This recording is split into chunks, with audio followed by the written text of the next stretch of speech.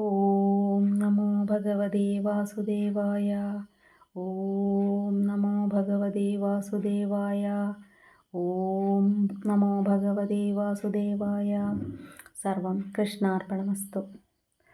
നമസ്കാരം. ഇന്ന് നമ്മൾക്ക് ഭഗവത്ഗീതയിലെ കർമ്മയോഗത്തിലെ 3-ാം അധ്യായമായിട്ടുള്ള കർമ്മയോഗത്തിലെ 22, 23, 24 എന്നീ ശ്ലോകങ്ങളാണ് നോക്കാനുള്ളത്.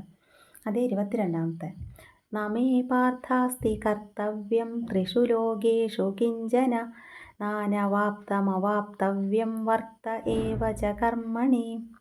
ഇനി അതിന് വാക്കുകളുടെ അർത്ഥം നോക്കാം. പാർത്ഥ, പൃഥയുടെ പുത്രനായ അർജുന.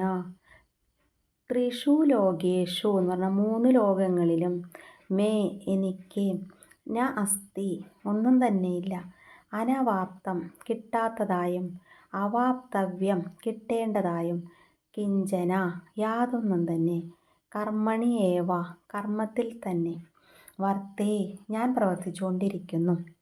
ഇനി അതിൻ്റെ വ്യാഖ്യാനം നോക്കാം. ഭഗവാൻ പറയാണ് അർജുനനോട്, അല്ലയോ അർജുന, എനിക്ക് ചെയ്യേണ്ടതായിട്ട് ഒന്നും തന്നെയില്ല. 3 ലോകങ്ങളിലും കിട്ടാത്തതായിട്ടും കിട്ടേണ്ടതായിട്ടും യാതൊന്നുമില്ല. എങ്കിലും കർമ്മങ്ങളിൽ ഏർപ്പെട്ടുകൊണ്ട് തന്നെയാണ് ഞാനിരിക്കുന്നത്. ഭഗവാന് നേടാൻ കഴിയാത്തതായതോ അല്ലെങ്കിൽ നേടേണ്ടതായതോ ഒന്നും തന്നെയില്ല. അതിനാൽ നമ്മളുടെയൊക്കെ ഒരു രീതി അനുസരിച്ച് ഒന്നും ചെയ്യേണ്ടതായിട്ടും ഇല്ല.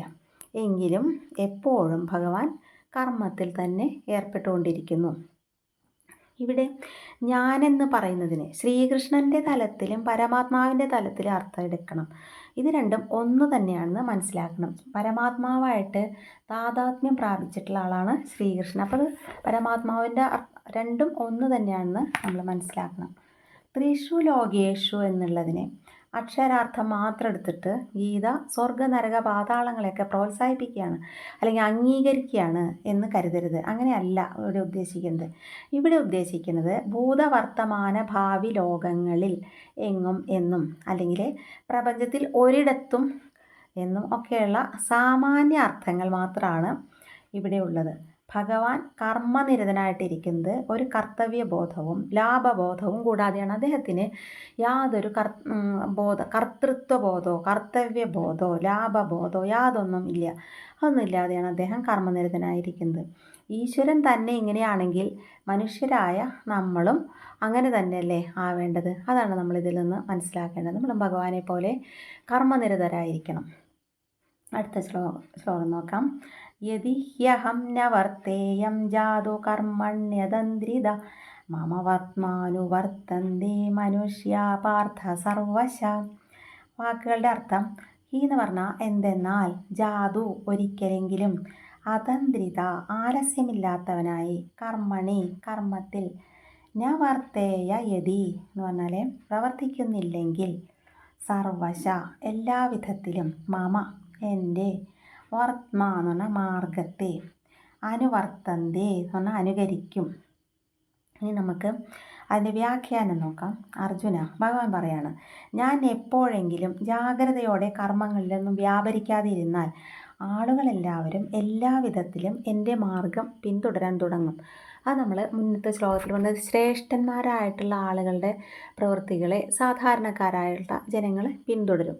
അപ്പോൾ ഭഗവാൻ തന്നെ ഒന്നും ഇനി ഭഗവാൻ ഒന്നും നേടാനില്ല എന്ന് പറഞ്ഞിട്ട് ഭഗവാൻ ഒന്നും ചെയ്യാതിരുന്നാലോ ജനങ്ങളും സാമാന്യ ജനങ്ങളും അതുതന്നെ പിന്തുടരും.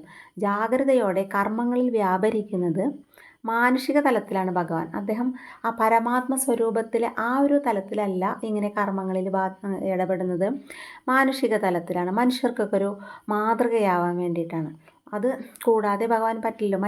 മനുഷ്യർക്കൊരു എന്താ പറയുക, മനുഷ്യർക്ക് അനുകരിക്കാവുന്ന ഒരു രീതിയിലാണ് ഭഗവാൻ ഇവിടെ ഈ ലീലകളൊക്കെ ആടിയിട്ടുള്ളത്.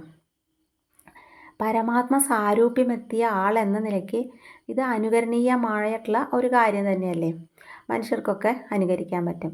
ശ്രേഷ്ഠരായവരുടെ ലോകം, ശ്രേഷ്ഠരായവരുടെ പ്രവർത്തനങ്ങളെ ലോകം എങ്ങനെ കാണുന്നുവോ അവരുടെ പ്രവൃത്തികളാണ് ലോകം മാതൃകയായിട്ട് ചെയ്യുന്നത്.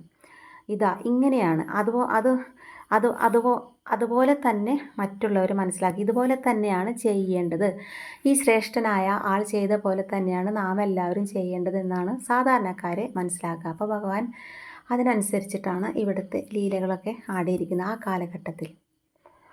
ഏക ഇനി നമുക്ക് ഈ പ്രകൃതിയുടെ ഒരിതൊന്ന് നോക്കാം. ഏകത്വം ആദ്യ സ്പന്ദനത്തിലൂടെ എന്തായിട്ടാണ് തീരുന്നത്? നമ്മൾ മുന്നേ പറഞ്ഞിട്ടുണ്ട്, അവ്യക്ത സത്തയായിട്ട് തീരാണ്.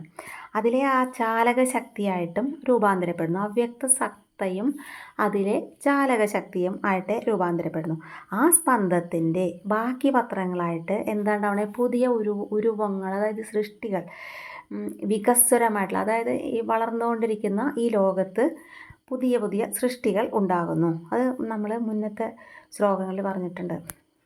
ഇവയെല്ലാം തിരികെ ഏകത്വത്തിൽ അവസാനം ലയിക്കുകയാണ് ചെയ്യുന്നത്. ഒരു ചക്രം പൂർത്തിയാക്കി വീണ്ടും അത് ബ്രഹ്മത്തിൽ തന്നെ ലയിക്കുന്നു. തുടർന്ന് അടുത്ത സ്പന്ദം തുടങ്ങി.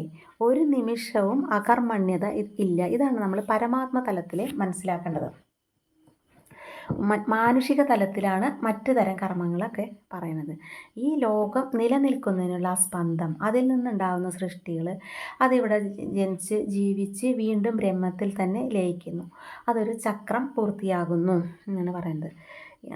തുടർന്ന് അടുത്ത സ്പന്ദം വരെയായി. ഒരു നിമിഷവും ഇവിടെ അകർമ്മണ്യത ഇല്ല. അങ്ങനെ ഉണ്ടായാൽ മനുഷ്യനിലുള്ള ഈ ജീവാവബോധം നിഷ്ക്രിയമായി തീരും. കാരണം ഇതുതന്നെയാണല്ലോ നമ്മൾ ഈശം എന്ന് പറയുന്നത്. അതില്ലെങ്കിൽ പിന്നെ മനുഷ്യർക്ക് ജീവാവബോധം ഉണ്ടാവില്ല. അനേകം മഹാവിസ്ഫോടനങ്ങളുടെയൊക്കെ നൈരന്തര്യതയുടെ ഒരു സ്പന്ദിക്കുന്ന ഒരു പ്രപഞ്ചമാണ് ഇവിടെ ഗീത നിർദ്ദേശിക്കുന്നത്. ഒരുപാട് മഹാവിസ്ഫോടനങ്ങൾ, അതിൻ്റെയൊക്കെ ഒരു നിരന്തരമായിട്ടുള്ള സംഭവം, നൈരന്തര്യമായിട്ടുള്ള ഒരു സ്പന്ദിക്കുന്ന, വെറുതിരിക്കുന്നതല്ല, ഒരു സ്പന്ദിക്കുന്ന പ്രപഞ്ചമാണ് ഗീത നിർദ്ദേശിക്കുന്നത്. ഈ പരിണാമത്തിൽ ഒരിടത്തും ഡിസ്കണ്ടിന്യൂറ്റീസ് ഇല്ല. ഒരിക്കലും അത് നിൽക്കുന്നില്ല. ഒരു നിമിഷം പോലും ഇത് പ്രവർത്തിക്കാതെ, കർമ്മം ചെയ്യാതെ ഇരിക്കുന്നില്ല. ഈ വിശ്വക്കാഴ്ചയും ഇതൊന്നും മോഡേൺ സയൻസിൽ ഇങ്ങനെയൊന്നുമല്ല നമ്മൾ പഠിക്കുന്നത്. പക്ഷേ ഗീത പഠിപ്പിക്കുന്നത് ഇത് വളരെയധികം യാഥാർത്ഥ്യമായിട്ടുള്ള സംഗതികളാണ്. ഇനി അടുത്ത ശ്ലോകം. ഉത്സീദേയുരിമേ ലോകം ന കുര്യാം കർമ്മ ചേദഹം സങ്കരസ്യ ചകർത്താസ്യാം ഉപഹന്യാമിമാ പ്രജാം. ഇനി അർത്ഥം നോക്കാം വാക്കുകളുടെ. ന കുര്യാം എന്ന് പറഞ്ഞാൽ ചെയ്തില്ലെങ്കിൽ, ഇമേ ലോക ഈ ലോകർ, ഉത്സീദേ എന്ന് പറഞ്ഞാൽ നശിച്ചു പോകും, സംകരസ്യ എന്ന് പറഞ്ഞാൽ വർണ്ണസങ്കരത്തിൻ്റെയും, സ്യാം തീരുകയും, ഇമാ പ്രജ ഈ പ്രജകളെ, ഉപഹന്യാം നശിപ്പിക്കുകയും ചെയ്യും. ഇനി അതിൻ്റെ വ്യാഖ്യാനം നോക്കാം.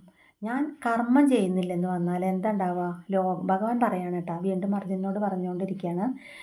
ഞാൻ കർമ്മം ചെയ്യുന്നില്ലെന്ന് വന്നാൽ ലോകം അധപ്പതിച്ചു പോകും, എല്ലാം കൂടിക്കുഴയും, അതിന് ഞാൻ കാരണമാകും എന്നാണ് ഭഗവാൻ പറഞ്ഞത്. ഇത് പരമാത്മാവിൻ്റെ തലത്തിലാണ് ഭഗവാൻ പറയുന്നത്.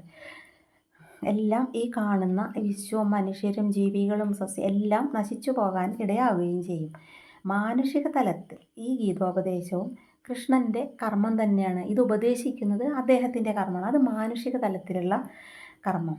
തൻ്റെ കർമ്മങ്ങൾ തിരിച്ചറിഞ്ഞ് അവ ഏറ്റവും നന്നായി നിറവേറ്റുന്നത് തന്നെയാണ് പരമാത്മ സാരൂപ്യത്തിൻ്റെ ഒരു തെളിവ്. അപ്പോൾ ഇവിടെ നിന്ന് നമുക്ക് മനസ്സിലാക്കാം, കൃഷ്ണൻ പരമാത്മാവിൻ്റെ രീതിയിലും നമ്മളുടെ മാനുഷിക തലത്തിലും, മാനുഷിക തലത്തിലുള്ളതിനൊരു ഉദാഹരണം നമ്മൾ കുറേ കാര്യങ്ങൾ ഭഗവാൻ ഇവിടെ ലീലകൾ ആടിയിട്ടുണ്ട്. പിന്നെ ഈ ഗീത ഉപദേശിക്കുന്നത് തന്നെ അദ്ദേഹം മാനുഷിക തലത്തിൽ നിന്നുകൊണ്ടാണ്. അപ്പം അത് തന്നെയാണ് അദ്ദേഹം പരമാത്മാവായിട്ട് സാരൂപ്യം പ്രാപിച്ചു എന്നുള്ളതിനുള്ള ഒരു തെളിവ്. ഏവം പ്രവർത്തിതം ചക്രം എന്ന് നേരത്തെ പറഞ്ഞിട്ടുള്ള ആ യന്ത്രം ഒരു നിമിഷം ഓഫായാൽ സംഭവിക്കുന്ന ഒരവസ്ഥ കൂടി ഈ ശ്ലോകം നമ്മുടെ മനസ്സിലേക്ക് ഒന്ന് സൂചന തരുന്നുണ്ട്. കാലപ്രവാഹം നിലയ്ക്കും, എല്ലാവർക്കും വഴിമുട്ടും, പ്രവാഹം നിലച്ച നദി പോലെ ലോകം മൊത്തം മലിനമാകും. ഇതാണ് ഉണ്ടാവാൻ പോവുക. ഇത് ഒരു നിമിഷം ഈ ചക്രം ഒന്ന് ഓഫായാൽ ഉണ്ടാകുന്ന അവസ്ഥയാണ് പറയുന്നത്. അപ്പോൾ അത്രയും വ്യക്തമായിട്ട് ഭഗവാൻ നമുക്ക് പറഞ്ഞു തരുന്നുണ്ട്. ഇനിയുള്ള ശ്ലോകങ്ങൾ നമുക്ക് അടുത്ത ദിവസം നോക്കാം. നന്ദി.